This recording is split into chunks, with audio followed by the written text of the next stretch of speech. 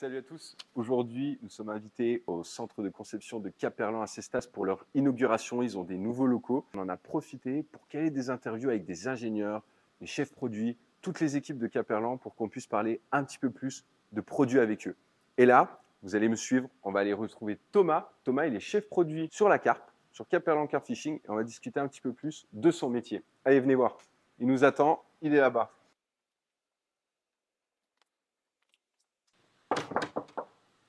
La salle Biscarros. Salut Thomas. Arnaud, bienvenue. Bienvenue, merci de nous accueillir. On y va? Allez, go. Allez, let's go. Thomas, merci encore une fois de nous accueillir. Tu es chef produit chez Caperlan Carp Fishing. Est-ce que tu peux déjà te présenter? Oui, bien sûr, Arnaud. Donc, je m'appelle Thomas, j'ai 39 ans et comme tu le disais, je suis chef de produit sur la pêche de la carpe pour Caperlan et donc Decathlon. D'accord. Et ton parcours chez Decat Ça fait 15 ans que je travaille chez Decathlon. Ok. J'ai commencé directeur en région parisienne pendant 5-6 ans. J'ai ensuite rejoint Caperlan en tant que directeur commercial, merchandiser, et donc depuis 4 ans, chef de produit sur la carpe. Ok. Et est-ce que tu peux nous parler un petit peu plus de ton métier de chef produit, justement? En quoi il consiste? Oui, effectivement. Chef de produit, je vais avoir la responsabilité de définir l'offre de notre catalogue pour la pêche de la carpe et aussi, du coup, le développement des produits. Donc, pour ça, moi, je suis assisté de plusieurs ingénieurs produits, d'un designer, de designer graphique, ingénieur PAC. Et je vais être en charge de lancer les projets, de définir les besoins, de les lancer auprès de mon équipe et puis de veiller à ce que tout au long du processus de développement de produit, le brief de départ soit bien respecté pour arriver à un produit qui soit implantable, utilisable et implantable en magasin. Ok. Donc, si je comprends bien, tous les produits dans ton périmètre sont sous ta responsabilité, de la phase de la création jusqu'à lancement, voire même après. Ouais, j'ai un peu le beau rôle. Moi, je suis la personne qui va dire ce qu'il faut faire Ouais. les ingénieurs vont être là pour mettre en œuvre les produits. Donc, je vais avoir ce qu'on appelle un brief d'usage que je vais définir et mon équipe autour de moi va le transformer en brief technique Ok. qu'on va demander à nos fournisseurs pour arriver jusqu'au produit final. Ok. Et donc, justement, quand tu fais ton brief, ça veut dire que tu as détecté un besoin, tu vois? Je suppose que c'est pas un jour tu te lèves et dis: «J'ai envie de faire ce produit-là». Ouais. Peut-être, hein, je sais pas, mais et du coup, comment est-ce que tu définis un besoin nouveau en termes de produits auprès des pêcheurs?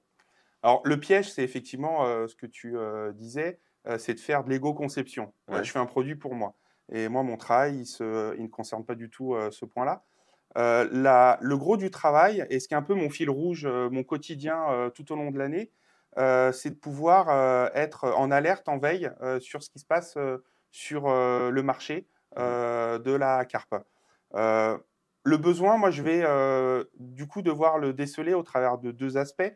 Un aspect externe où je vais être amené à visiter des salons, visiter des concurrents, essayer de comprendre comment ils organisent leur offre, Mmh. visiter des pays avec aussi des utilisateurs de toute l'Europe pour savoir comment est-ce qu'ils pêchent, est-ce qu'il y a des différences d'un pays à un autre.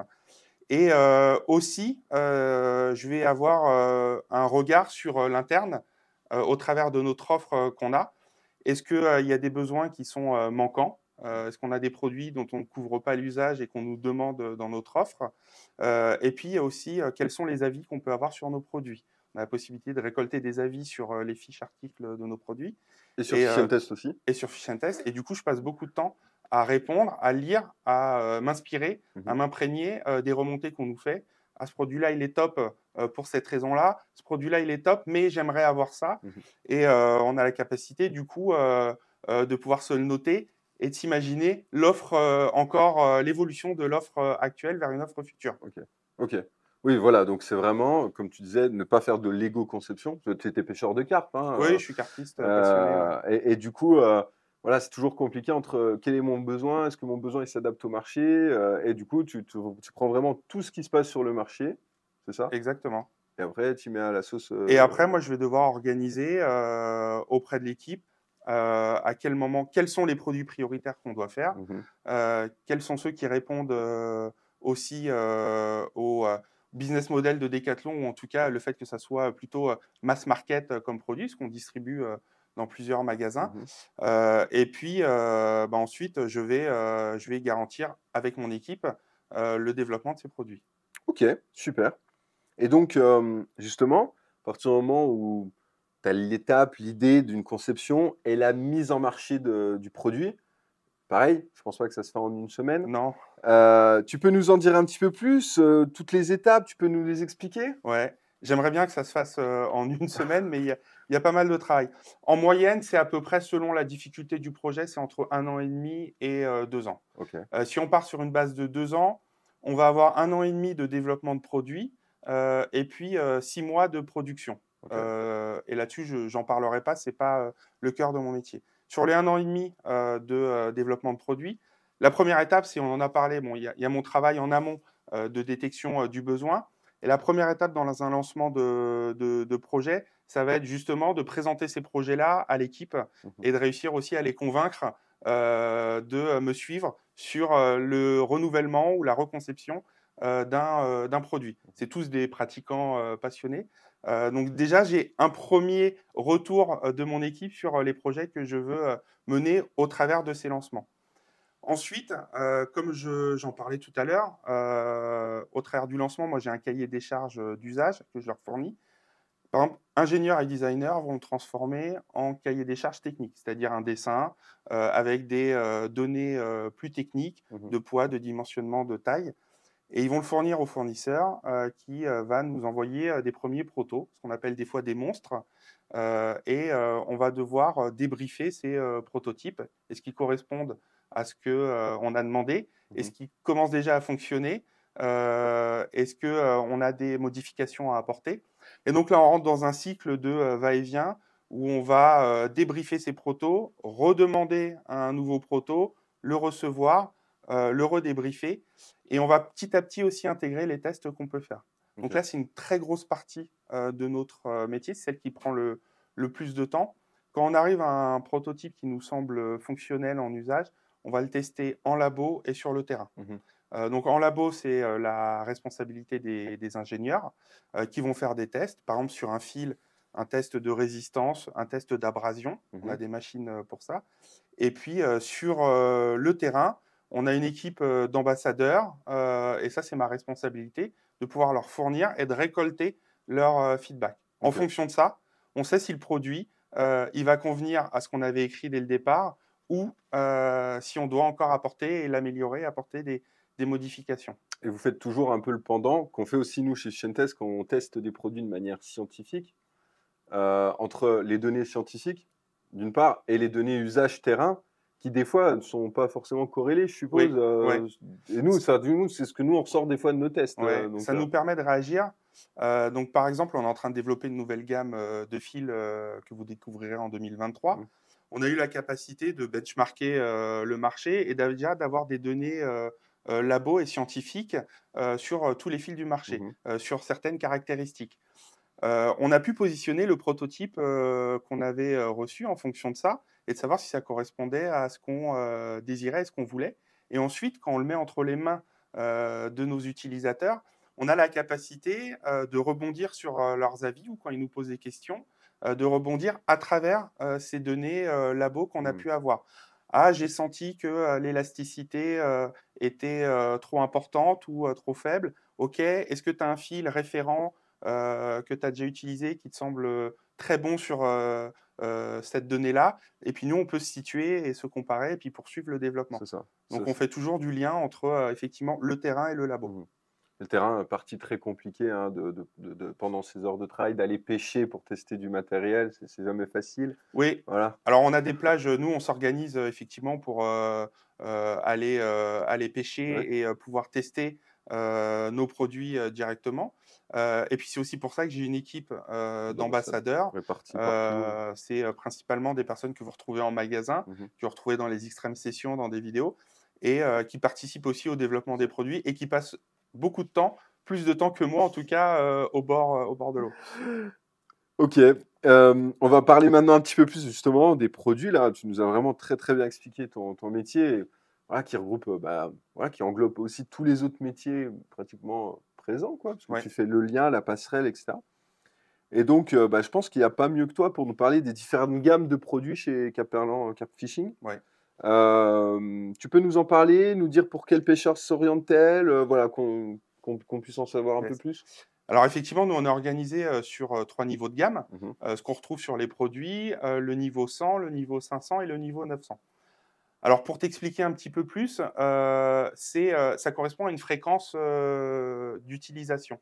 On a décidé, nous, de se dire, tiens, c'est plus important d'utiliser la fréquence, par exemple, que le niveau. mhm, On avait avant une organisation par niveau, débutant, confirmé, expert, et ça correspondait pas trop à ce que pouvaient nous raconter nos utilisateurs. mhm, Et ils sont plus à même de nous dire, bah, en fait, je pêche une fois par mois, je pêche une fois par semaine, ou je pêche une fois tous les 2 jours. mhm. Et ça correspondait beaucoup plus à ce niveau-là. En plus, comparé à d'autres sports comme le tennis, le golf, tu vois, on n'a pas de classement. Mhm. Donc le niveau était difficile à appréhender, alors que la fréquence, c'est invariable. Et c'est intéressant aussi pour nous parce que du coup, on va organiser notre offre de produits par rapport à cette fréquence. Donc le niveau 100, c'est plutôt de l'occasionnel. Le niveau 500, c'est un utilisateur régulier. Et le niveau 900, c'est un utilisateur intensif. Ok. Et c'est intéressant parce que dans le développement de produits, on va devoir faire correspondre aussi par rapport à à cette fréquence de pratique. Mhm, Le niveau 900, il va plus d'une fois par semaine à la pêche dans l'année. Et donc, le produit doit répondre, en termes de résistance, par exemple, mhm. à cette fréquence C'est d'utilisation. ça. Et on en parlait dans une autre interview que vous pouvez retrouver avec Julien, qui est ingénieur Cannes côté carnassier. C'est vrai que dans peut-être la gamme 100, tu vas donner plus de tolérance à certains produits. Tu vois, par exemple, dans le cadre d'une canne, qui va mieux encaisser les rushs des poissons parce que euh, tu décrocheras moins avec ce type de canne-là, par exemple. Je suppose que en fait, toute la réflexion des produits qui sont répartis en gamme 100, 500, 900, Ouais, elle est basée comme ça. effectivement, sur les cannes, on a une organisation en 100, 500, 900. Mhm, Et la canne 100 pour le pêcheur occasionnel va s'adapter aussi, entre guillemets, à cet utilisateur-là mhm, qui a besoin d'aide quand il est face à un poisson, par exemple. Donc, c'est une canne qui est beaucoup plus souple mhm. que la 500 ou que la 900. Ok. Et on va rentrer un petit peu plus dans le détail maintenant d'un produit. Je crois que c'est un produit, voilà, qui est sous ta responsabilité de chef Ouais. produit. C'est le Betcher Morphose, Yes. là, qui est sorti il n'y a pas longtemps. Ouais, il est sorti l'année dernière. Voilà. Du coup, tu peux nous en dire un peu plus? Le Morphose, il avait une première génération de Morphose, Oui. qui a duré plusieurs années. Et là, d'un seul coup, il y a un nouveau Morphose qui est sorti. Voilà. Pourquoi? Voilà, si on prend l'exemple de ce produit, voilà, typiquement. Ouais, c'est un exemple qui est intéressant. Donc, on a renouvelé toute l'offre de nos betchers et on les a implantés l'année dernière. Donc, le Mhm, Morphose en faisait partie, mais c'est celui qui a eu le plus de résonance à l'implantation et quand les utilisateurs ont pu le découvrir. Et son exemple, il est assez intéressant. Euh, la difficulté, moi, ce que je dis toujours, la difficulté dans mon métier et pour Decathlon, parce que je mhm. travaille pour Decathlon, et ça, c'est un challenge aujourd'hui pour nous de mettre le plus de valeur dans un produit qu'on va chercher à avoir le moins cher possible. Mhm. Le prix, il est fixé dès le départ et on va faire en sorte de le garantir tout au long du projet. Alors, le Morphose, c'est un betcher où on est parti d'un avantage produit qui était le plus important pour nous, qui Mhm. était le confort de couchage. Ok. On le retrouvait dans les avis, on le retrouvait dans les retours, et on a voulu mettre beaucoup de valeur dans le confort de couchage. Le confort de couchage, déjà au niveau de la structure, on est venu l'élargir. Le confort de couchage, alors au niveau de la hauteur, quand tu es assis aussi, on a agrandi les pieds. Surtout pour les grands comme nous. Voilà, moi Voilà, moi je aussi. suis grand et c'est du confort. Et puis le matelas, donc la qualité de la mousse, la densité de la mousse. Mhm. Et on est venu rajouter un élément qui était important et qui se basait sur l'ancien, qu'on trouvait trop lourd. on a travaillé la légèreté aussi. Ok. Et quand tu prends le Morphose aujourd'hui, tu te dis waouh, tu as un effet wow parce qu'en fait, par rapport à sa taille, il est hyper léger Mhm. parce qu'on a utilisé du magnésium et de l'aluminium plutôt que de l'acier ou juste de l'aluminium dans sa Ouais, structure. ok. Ok. D'accord? Donc ça lui confère un poids qui est hyper léger. Et surtout, bah, du coup, après, dans l'expérience client, quand tu te couches dedans, tu dors vraiment comme un bébé. Donc, il est vraiment plébiscité aujourd'hui sur le Sur le marché. marché. Ok. Et donc, vous le positionnez plutôt sur la plus haute gamme de vos bétières. Ouais. Pour autant, le tarif, pas forcément celui du tarif haut de gamme qu'on pourrait penser. Comment vous avez fait justement là, tu me parlais il y a quelques instants, pour l'alléger, vous avez pris tel type de matériau qui, donc, je suppose, coûte moins cher que 100% alu. Pour autant, pour qu'il soit haut de gamme, il faut qu'il soit résistant. À quel moment vous dites, OK, il faut qu'on arrive à trouver le bon rapport entre un produit où on va dormir comme un bébé dedans, voilà, ou comme à la maison, mais qui soit résistant haut de gamme, voilà. Bah là, je t'en parlais tout à l'heure, moi, je fixe le prix dès le lancement du projet. OK, Donc, on a une cible déjà OK, qu'on doit garantir et qui va nous animer tout le long. C'est-à-dire qu'on ne se dit pas, je veux tel produit, je veux ça, ça, ça, ça, ça et ça comme caractéristique. OK, Et à la fin, on voit combien ça coûte et on met un prix de vente. Moi, mon prix de vente, il est fixé dès le début. OK, Donc, il va nous challenger pendant les 1 an et demi la de conception. la conception. Euh, sur des exemples, comment on s'y prend concrètement? On est aidé par des équipes de production qui sont implantées chez nos fournisseurs et qui Mhm. travaillent pour Decathlon OK, et qui sont là pour référencer les matériaux au meilleur prix. Donc OK, déjà, on va bénéficier de ce travail-là. Ensuite, le fournisseur, quand il nous envoie des prototypes, on reçoit le détail, l'éclaté du coût du produit. OK. Et nous, on va l'analyser, le challenger et on va se poser des questions. Qu'est-ce qui nous coûte très cher? Est-ce qu'on en a besoin ou pas réellement?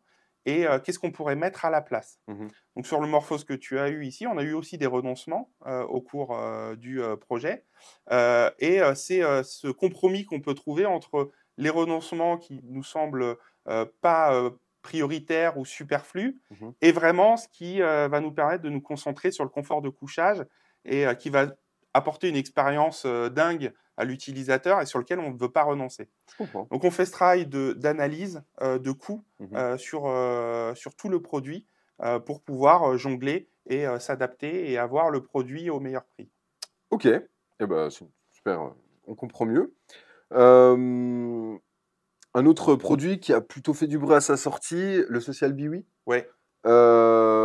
C'est une vraie nouveauté dans votre gamme, des Social Biwi pour le coup, des Cook House comme on Ouais. pourrait penser. Ça n'existait pas? Tu peux nous en parler? Bah là, tu vois, on parlait tout à l'heure du besoin. C'était un produit qu'on n'avait pas dans notre offre, Mmh. comme tu le disais, et on me le demandait. J'avais par exemple un pays de l'Est qui me le demandait énormément, d'avoir un abri où on peut se réunir et qui nous protège des insectes. Mmh.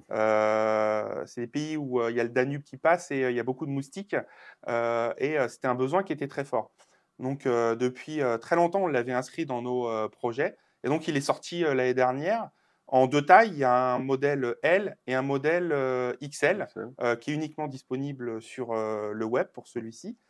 Et donc, c'est un abri où on voulait quelque chose pour pouvoir se réunir et qui puisse aussi apporter du confort, se tenir debout. Donc, on voit qu'on a une hauteur où on peut se tenir Mmh. debout à l'intérieur. On ne l'a pas conçu obligatoirement pour dormir à l'intérieur, hein. Mmh. On l'a conçu vraiment pour j'ai un Broly ou j'ai un Bivy à côté, je suis avec un ami ou je suis même tout seul et je veux avoir un peu plus de confort. J'ouvre mon Social Bivy et je peux passer la journée à l'intérieur. Je vais être protégé de la pluie, du soleil, je vais être protégé des moustiques à la tombée de la nuit. Et puis surtout, là où il a fait son côté waouh, c'est que on a un concept d'ouverture et de fermeture qui est ultra rapide. Mmh. Et en 30 secondes, on peut le déplier ou le ranger. Mmh. Et ça, c'est un gain de temps au bord de l'eau qui est hyper satisfaisant. Oui, une fois qu'on a pris la main, le test est disponible, ou sera disponible très prochainement selon quand vous regardez la vidéo sur Fish and Test. C'est vrai que pour le coup, sans spoiler le test, c'est très rapide. Il faut juste, une fois qu'on a compris, qu'on a pris la main, ça va bien et c'est plutôt intéressant. Et donc voilà, ouais, concrètement, le Social Biwi, vous avez répondu à la demande, on veut ça, on le met ça, on le met en place Ouais. et c'est parti. Et Tu n'as pas précisé, parce que tu nous parlais des pays de l'Est. En fait, tu es chef produit pour Caperlan Carp Fishing, mais dans le monde entier. En ouais, fait, le pour tous les. territoire, c'est le monde. Après, on a un marché qui est principalement sur une pratique européenne, Oui, mais effectivement, mon territoire, on est présent dans 30 pays aujourd'hui c'est ça. dans le monde. Et donc, tu as des produits que tu fais exclusivement pour un marché, pour un pays, ou par exemple, le produit qui va sortir en France ne sortira pas forcément dans un autre pays parce que. On pourrait le faire. Ouais. Il y a d'autres sports de décathlon qui le font pour des raisons particulières. Nous, on ne le fait pas parce qu'aujourd'hui, par exemple, le Social BV qui m'est demandé, donc là, en l'occurrence, c'était la Roumanie qui me le demandait fortement. Il convient aussi, on s'est rendu compte qu'il convenait aux autres pays et qu'il apportait de la richesse dans notre offre. Mhm. Donc là, c'est banco. Aujourd'hui, les pays qui veulent développer, qui ont un besoin très précis, ils vont plutôt le développer en local Mhm. dans leur offre. Ok. Bah, merci de nous avoir expliqué tout cela. Est-ce que tu peux nous dire un petit mot sur les nouveautés 2023? Ça arrive? Ouais, 2023, même 2024. Oh, On va on pas a de la mal chance. on a des surprises. Ouais. Alors, bah là, depuis hier, on a le PVA qui est disponible sur le web. Donc, le PVA Caparran qui est disponible sur le web, Mhm. qui sera disponible en magasin en début d'année 2023. D'accord. Donc, on a le PVA qui est en train d'arriver. On a les Broly qui vont arriver. On a un Broly 900 qui va arriver, qui est fabuleux, qui va arriver en fin d'année, juste avant Noël. On aura le 500 qui arrivera aussi en 2023. On a du fil, je te parlais du fil tout à l'heure sur les tests. On a du fil 100 qui arrive, du fil 500 et un fil 900 qui est sur les tests d'usage qui est déjà top et qui fait l'unanimité auprès de tout le monde. Ok. On a une gamme de bagagerie beaucoup plus large que ce qu'on a actuellement qui va aussi s'implanter en 2023. Mhm. Et on a des projets, je te parlais de 2024, on a des projets un peu plus surprises qui vont arriver. La bedbox qu'on va refaire, qui va s'ouvrir Oh, en ouais. 30 secondes aussi. On a Ok. déjà des protos, ça va être rentré en test d'usage qui arrivera en 2024. Ok. Et on a le Panoramax qu'on va refaire aussi. On est déjà dessus, on a déjà des structures, des squelettes du projet Ok. qui arrivent. Et voilà.